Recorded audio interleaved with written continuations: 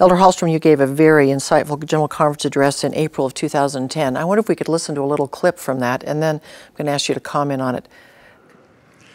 If you feel you have been wronged by anyone, a family member, a friend, another member of the church, a church leader, a business associate, or by anything, the death of a loved one, health problems, a financial reversal, abuse, addictions, deal with the matter directly and with all the strength you have.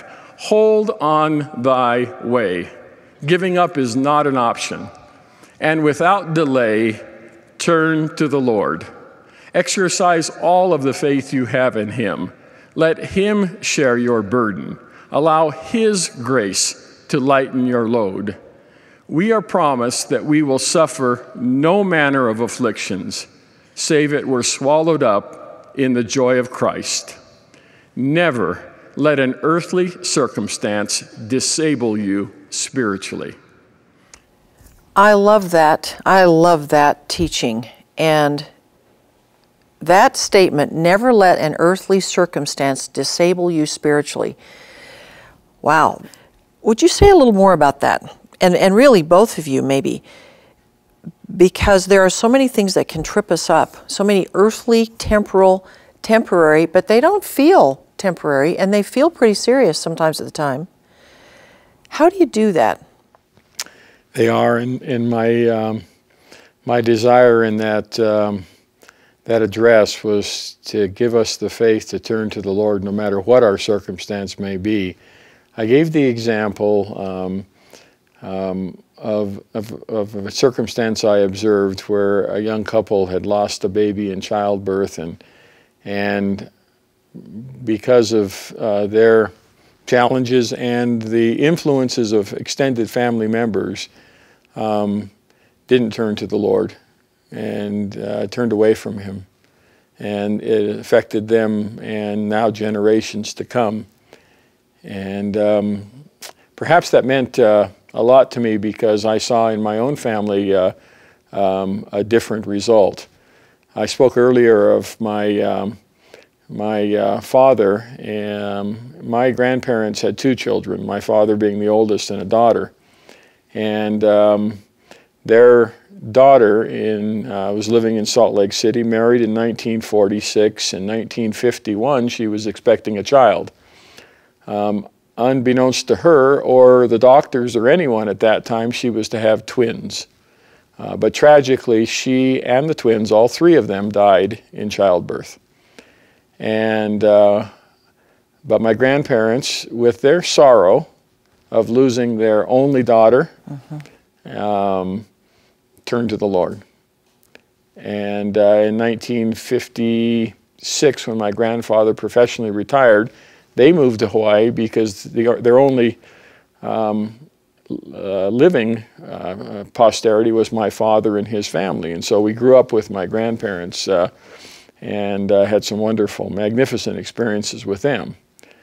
Well, a number of decades later, my own parents went through a similar circumstance. Their youngest child, a daughter, was giving birth to her fourth child. And 10 days after that, she collapsed and died of a brain aneurysm, leaving 4 children, 10 days old to 10 days old to 8 years old. And again, through the sorrow of that, again, I saw my parents turn to the Lord, following the example that they'd seen from the earlier generation. And that was the example I used, but as you suggest, this is something that can affect us in so many ways. We live in a world that can cause us to forget who we really are. And so we sometimes think our circumstances here, whether it be health, whether it be financial reversal, whether it be a crisis of faith, whether it be someone in the church that disappoints us, whatever it may be, it would be easy for us in our emotions to blame people, to even blame the Lord, and to turn away from Him, and to lose the most important thing that we have. And that was my hope and desire to to, even without understanding all the circumstances, to have us immediately turn to the Lord in faith. You know, I had a different experience that that's had an impact on my life. When my father retired from the sugar factory in Tabor, he that fall, just a few months after he had retired, he was helping out a potato farmer with his potato harvest. And my father was slammed against the back of a truck door that had sort of malfunctioned. Well, within over a period of about 2.5 years, he became paralyzed. And so here I've seen my father, who had a desire to serve in the temple full time, had a desire to serve a mission, who had been active all of his life and now was confined to a wheelchair. And then several years down the road suffered an injury in one of his legs that ended up having to have a leg amputated. And watching him as he met this challenge, he did exactly what Don had said in his talk. He turned to the Lord. He was full of faith. He was forward moving. He never complained, and it was decided in his mind now.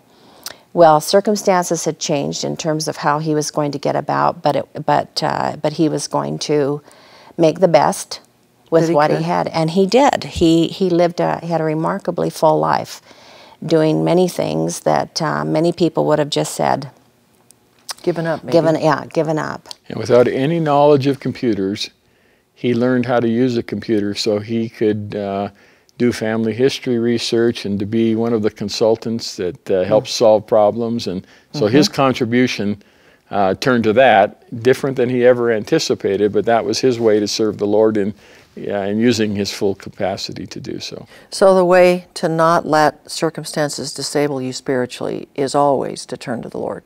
Yes. And to rely upon him, because often he is the only source of comfort and peace. Yeah, it's too frightening to think about going through a challenge without having the comfort of knowing that you can turn to our Heavenly Father. I just could not do that.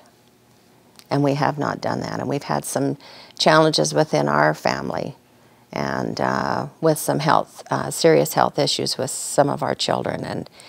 And that's really the only thing that brings you comfort and brings you a measure of peace, is to know that we're in the Lord's hands and you have to turn to Him in order to, you may not fully understand why the situations are coming, but to know that you can do it with His help. You can get through it. You can do it, and not just hanging on or getting through it, but you can get through these things with a greater measure of faith and the ability to be better and to do better.